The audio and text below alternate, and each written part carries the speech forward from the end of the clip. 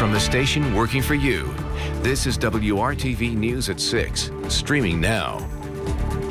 Some people still don't have their stimulus payment, leading to some confusion. Working for you, we are getting answers about the money you may be waiting on. This is solid gold, right? Every shot is a potential life saved. We are working to learn more about the policies and procedures in place to make sure no dose of the COVID-19 vaccine goes to waste. I was like, I just hope I get a room with a window, because I know we're not going to be the only younger, the only couples at home trying for a baby through all of this. Local hospitals aren't just busy with COVID patients. The maternity wards are filling up fast. A baby boom is underway. Columbus Regional Hospital is getting its own police force, and Kara Kenny will tell you why the health system says it has nothing to do with allegations of ghost employment. Good evening and welcome into WRTV News at 6. I'm Mark Mullins. And I'm Amanda Starrentino. First tonight, it's being reported nearly 80% of the second round of stimulus checks were sent out to Americans, at least according to one Washington independent public policy organization. But it hasn't been without a hitch. WRTV's Nikki Dementri is working for you tonight and getting you answers on the latest with your check. Don't know which way to go or what to do about it. It's this message on the IRS website that has Cristina Flores Morales frustrated and angry. The Indianapolis mother says she's still waiting for her second stimulus check. In the spring, she says she saw the first direct deposit stimulus check fairly quickly in her joint bank account with her husband. It means a lot. I mean, I can pay quite a bit of my bills with this. I mean, I have my house payment to make and car payments. Flores Morales says 2020 was an especially tough year. Aside from the struggles of COVID, she got into a debilitating car accident, lost her job, and lost her 29-year-old brother. I would just like, to not have to worry about paying the bills. What would your advice be to her? I mean, she can call the IRS. Their hold times are tremendously long right now. We could be talking about an hour and a half, 2 hours. If you have a CPA or, an enrolled agent that you work with to do your income taxes, you could contact that person. Michael Jameson with On Target Tax says overall, the second rollout of stimulus check has gone, quote, much smoother, even despite some issues last week with checks being deposited into phantom accounts. So the IRS said that they are working on getting those payments reversed and then it going to the correct account. The tax expert also notes the second check may not come the same way the first check came. They're trying to make it so they can turn it around a lot quicker and not make people wait 2 months. So yeah, they're using both methods. January 15th is the cutoff date for the U.S. Treasury to send out second stimulus checks. Jameson suggests waiting a week or two after this date to see if a paper check or debit card shows up. If you did not receive one or both of those stimulus checks and believe you are eligible, make sure you apply for the recovery rebate credit when filing your taxes. Working for you, Nikki Dementri, WRTV. The tax expert we spoke with today says the biggest piece of advice he has for those Hoosiers who will apply for the recovery rebate credit is to do so early and add in direct deposit information. He says tax e-filing is expected to open in late January or early February. Today, the Indiana State Department of Health announced a more contagious strain of the virus that causes COVID-19 has now been identified in Indiana. The State Department of Health's laboratory and the Centers for Disease Control and Prevention identified the variant through testing. They did not release any additional information on its discovery in Indiana, only saying it's the same variant first identified in the United Kingdom late last year. State Health Commissioner Dr. Christina Bach said in a statement the variant, quote, does not cause more severe infections, but it is much more easily spread. Vaccinations continued today for healthcare workers, first responders, and Hoosiers over the age of 80. Nearly 194,000 of them across the state have received their first dose. But many are still waiting. Tonight, WRTV's Megan Singtorm is working for you to make sure all available doses get to eligible Hoosiers and not go to waste.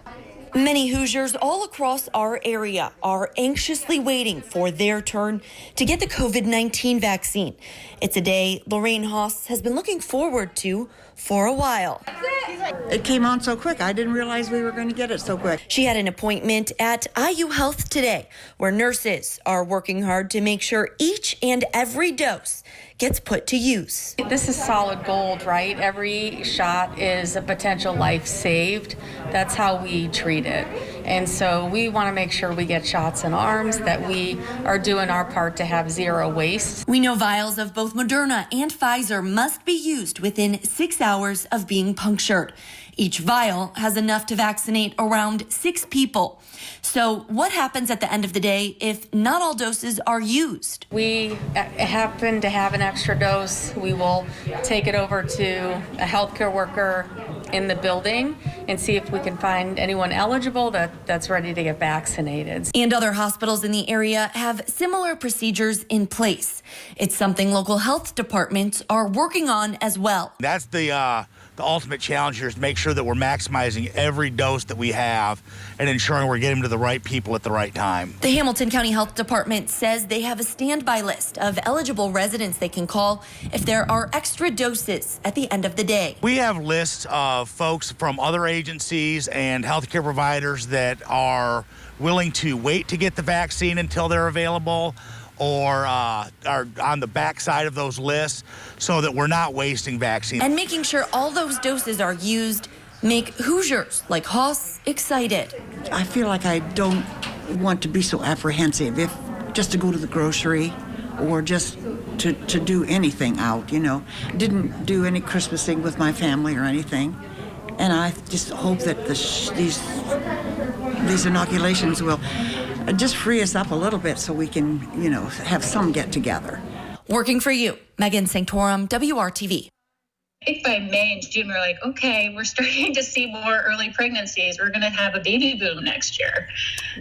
What appears to be the beginning of a baby boom is happening right now at least one local hospital. When shutdowns began across the country back in March, doctors suspected a potential quarantine baby boom might materialize 9 months later. As WRTV's Stephanie Wade shows us, it appears it is, and explains how these couples are experiencing pregnancy like no one in recent history before them. With the new year came New Year babies. A lot of babies, actually, at least at Community Hospital North. Baby boom, everyone's having a baby. So far this year, deliveries have increased 30% compared to last January. So we're expecting 30% more people to have a baby this year than they did last year at our hospital. And then by March, it's 70% more. OBGYN Dr. Julia Kearney crediting this increase completely on quarantine. I saw it in my friends first, and then we've seen it at the practice too, and you're just like, yep, it's the year. People were like, if not now, when? Who would have thought? Who would have thought? Born on January 7th. We are holding Quinn Patrick Veeder. Josh and Taylor Veeder didn't let the pandemic stop them from growing their little family. I mean, we continue to try. You know, having a baby has been something that's pretty important to us, and we knew that we didn't really want to delay it. Though Taylor's pregnancy was a little different. They didn't get to have a baby shower. But thankfully, we had great, awesome family and friends who threw us some virtual showers and, just dropping stuff off at our porch, sending us stuff. I mean, we had packages arriving every day. I just think it allowed us to maybe grow a little bit closer during this. Dr. Kearney says people were initially delaying getting pregnant in March, right when the pandemic hit, over fears of the coronavirus, leading to a decrease in deliveries in November and December. But once it became clear the pandemic wasn't ending anytime soon. I think other people who were working from home sort of realized it's not the worst time to have a newborn baby at home. They were thinking, we're going to travel before we have kids. That wasn't happening. She expects to see a baby boom nationally after speaking with colleagues in other states, as long as people are quarantined at home. It's got to go on. And I think also it's kind of a silver lining. It's the only thing that we get in this pandemic is time with your immediate families. Though Josh and Taylor's 9-month journey was perhaps lonelier than those before them, it was special and served as a glimmer of light in a time of such darkness. This whole time, this whole pandemic has been, such a burden on the whole country, and it's been one of the darkest times in our country's history, probably. And yeah, here we are. This is, I hate to say it, but it's been the best time of our entire lives. Stephanie Wade. We wouldn't change it for the world. WRTV. And congratulations to them. The community health doctor expects this baby boom to happen nationally, as Stephanie reported. She says that she's spoken with colleagues in other states experiencing similar increases, and for them, this just means adjusting staffing ratios to make sure they have the people they need, opening their schedules to be available for patients, and evaluating expectations month to month. Columbus Regional Hospital is getting its own police force. The announcement comes after 2 years of WRTV Investigates asking questions about ghost employment involving police officers working hospital security. Our Kara Kenny joins us now with the plans underway and why the hospital says they are making the changes. Columbus Regional Hospital has 225 beds and serves a 10-county area. In the past, they've contracted out security services to local police officers, but that is now changing. Hospitals can be a dangerous place for patients and staff. Columbus Regional Hospital says they're seeing an increased risk as part of a national trend. One of the biggest trends that we've seen is violence or threats against healthcare personnel. It can be a very stressful environment. It can be a very confusing environment. Columbus Regional Hospital is creating its own police force, which will have 8 certified police officers who've been through the state academy. Current CRH employee Anthony Pope will serve as their first hospital police chief. And then we'll have 5 non-police officer staff members that could be available when certain situations maybe don't require that full law enforcement approach. On December 23rd, just last month, 2 former Columbus police officers, Daniel Meister and Ronald May, pleaded guilty to ghost employment after state police found they worked security at Columbus Regional Hospital while on the clock for the city. The hospital terminated both contracted employees in November 2018. Taxpayers told us they're concerned about Columbus police officers having second and third jobs that could conflict with their police duties. Additional policies and procedures should be put in place. It needs to be locked down. You need to be on the job. WRTV Investigates has learned Indiana State Police is now conducting another criminal investigation into whether additional police officers also had overlapping shifts at the hospital. That investigation is still ongoing. Can you explain what role did that play in CRH getting its own police force? Had nothing to do with our decision to become our own health police department. The planning and preparation for that was underway prior to this current investigation as it stands. All of the scrutiny that the city and CRH has faced regarding ghost employment, you're saying that the new police force does not have anything to do with that? They're not related because we did not make the decision to engage in the process to become our own police force based on these allegations and the incidents that took place. They are connected by coincidental timing only. Columbus Regional Hospital is taking both internal and outside applicants for its new police force, and officers who have already been through the academy will get healthcare specific training. It's something large hospital systems are already doing, but a change Columbus Regional Hospital says is needed to better protect patients and staff. In terms of timing, Columbus Regional Hospital hopes to have its new police force fully up and running by the end of this year. Working for you, Kara Kenny, WRTV.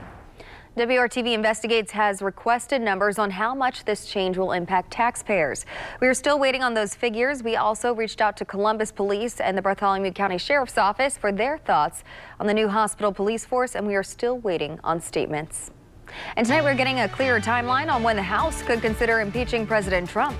Not the way they expected it to end. The Colts' challenging 2020 season is over. Looking ahead to 2021, a lot of big questions remain to be answered. Coming up, Coach Wright and the players talk about the work that's ahead of them. We'll talk about how this work week will end, maybe with some snow showers that will take us into the weekend. It also comes with a big temperature change as well. We'll talk about all of that coming up. You want at TomWood.com. From the station working for you, this is WRTV News at 6, streaming now. And welcome back to the news at 6. New developments tonight. Democrats say the House will likely consider impeachment of President Donald Trump on Wednesday. They accuse him of inciting an insurrection. This Wednesday will mark 1 week after rioters stormed the United States Capitol building. 5 people died in that riot. The Associated Press reports House Majority Leader Steny Hoyer told Democrats today that members should plan to return to Washington tomorrow evening to consider a House resolution calling on Vice President Mike Pence to invoke the 25th Amendment to remove President Trump from office. That resolution is expected to pass, but Vice President Pence is unlikely to act. Hoyer says the House will then consider impeachment on Wednesday. House Democrats have moved to draft an article of impeachment charging the president with incitement of insurrection. Indiana Governor Eric Holcomb officially began his second term in office today. He swore the oath of office during a ceremony at the Indiana State Museum this morning. It was a much smaller gathering because of COVID. Only family members and some state officials attended.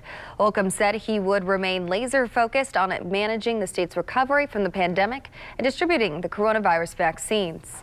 Kevin. The skyline nearly missing at times today, Amanda, in very low clouds, some fog and flurries across central Indiana. That's been a familiar sight here for really the last week, at least the cloud cover. Now we're looking from one of the tallest buildings, Salesforce Tower downtown, looking out. You can still see somewhat limited visibility. I think the top of the spires that are on the Salesforce are about a little over 800 feet up. 23, that's current temperature in Indy. Lafayette, look at that, 30 degrees. The wind is out of the southwest everywhere. Let's talk about the lack of snow for a second. Indianapolis has seen under 3 inches so far this season. I was looking around at some other spots. Minneapolis has had 30 inches of snow. Cleveland and South Bend both helped by lake effect snow, and I've rounded these off, about 19 inches up in South Bend. Chicago, just 5.4 to be exact, and Indianapolis obviously less than that, and I showed you in the last half hour. Waco, Texas had 4.4 over the weekend. Low pressure will sit in the Great Lakes Friday into Saturday. That will spin much colder air back into the state, but also bring with it chance for snow showers. May see some light accumulations with that. We'll keep our eye on it. This is the swirl, and how rotating back into the state from the northwest will be these snow showers, and gradually pulls away as we go through the day on Saturday. 40 degrees tomorrow. Mid-40s Wednesday and Thursday. That sets us up then for the big temperature drop that will occur as we go Friday into the weekend. Temperatures on southwest winds will still be in the lower 20s tomorrow morning, but manage to hit 40 in the afternoon. We'll have a couple of gusts to 20 miles per hour. From north to south, just above average for this time of the year as far as these temperatures are concerned. We're at our coldest point. 35 is the average high. Once we get to the 20th of January, then the average high starts to go the other way, and we'll climb to 36 and then up and out eventually of the 30s as we get later in February. 7-day forecast, again, a little bit of sunshine, just a little bit. Tomorrow, more on Wednesday. Clouds will increase 45 Thursday, and then we have that chance for some snow as we get to Friday into Saturday. Should be generally light, but snow nonetheless. Well, the Colts were unable to come away with a win in Saturday's playoff game in Buffalo. Yeah, but they did leave with a lot of important things to consider for the year ahead. Brad Brown has a look in our Monday Sports Extra Spotlight. The disappointment of walking off the field for a final time comes with a desire to already get to work on the next season.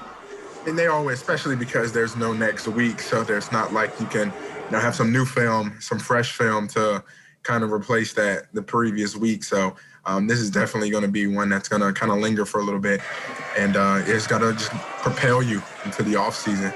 The Colts fell short in Saturday's wildcard game in Buffalo, an abrupt end to an 11-win season. But with no division title and no playoff win to show for it, should 2020 be considered a success? I think we've made a lot of progress. Like I said, it's the NFL year to year, man. It's always a new team.